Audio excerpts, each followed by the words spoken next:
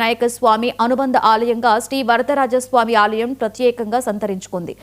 ఉదయం 3:30 తిరుమంజన సేవ అనంతరం 5 గంటలకు ఉత్తర ద్వార దర్శనాన్ని కల్పించారు. ప్రధాన అర్చకులు శ్రీనివాస భట్టాచార్యులు కైంకర్యాలు నిర్వహించగా కాణిపాక దేవస్థాన బోర్డు చైర్మన్ చెల్ల కృష్ణవేణి నానాజీ ఉభయధారులుగా పాల్గొన్నారు.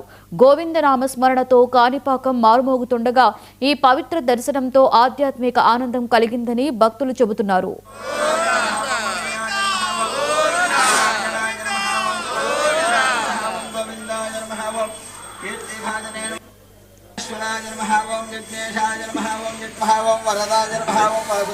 మేము ఉమ్మడి మహబూబ్నగర్ జిల్లా షాద్నగర్ నుండి వచ్చాము. నిన్న అరుణాచల దర్శనం అనంతరం ఈరోజు ఉదయం కాణిపాకం వినాయకుని దర్శనం చేసుకున్నాము. అనంతరం ఈరోజు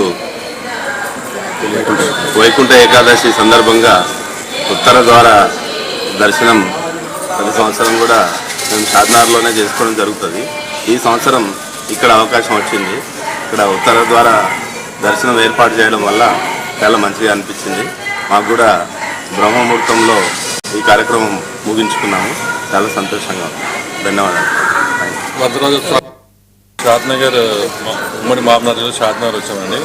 ముగ్గురు ఉమ్మడిగా ఇక్కడ ఈ వైకుంఠ ఏకాదశి రోజు ఈ కాణిపాక వినాయక స్వామి ప్రాంగణంలో వరదరాజ స్వామి ఆలయంలో ఉత్తరద్వార దర్శనం వెంకటేశ్వర స్వామి దర్శనం చాలా సంతోషంగా.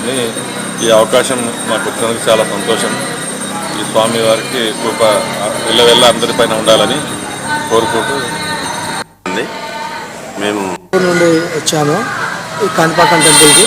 ఎవ్రీ ఇయర్లో 3-4 టైమ్స్ వస్తాను. ఇది ఉత్తరద్వార దర్శనము స్వామివారికి దర్శనం చేసుకోవడం మహా ఆనందంగా అనిపించింది. చాలా బాగా అనిపించింది. ఏర్పాట్లు కూడా చాలా బాగున్నాయి. లోపల కూడా పంతులు అయ్యవార్ల రెస్పాన్స్ బాగుంది. కాణిపాకం టెంపుల్లో కూడా మాకు అభిషేకం అప్పుడు చాలా ఆనందం అనిపించింది. లాస్ట్ టైం వచ్చినప్పుడు సుప్రభాత సేవలో పాల్గొన్నాం. ఈసారి అభిషేకంలో పాల్గొన్నందుకు మహా ఆనందంగా ఉంది.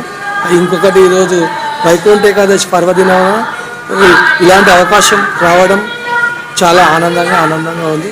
ఓ నమో వెంకటేశాయ నమః, గణేష్ మహారాజ్కి జై.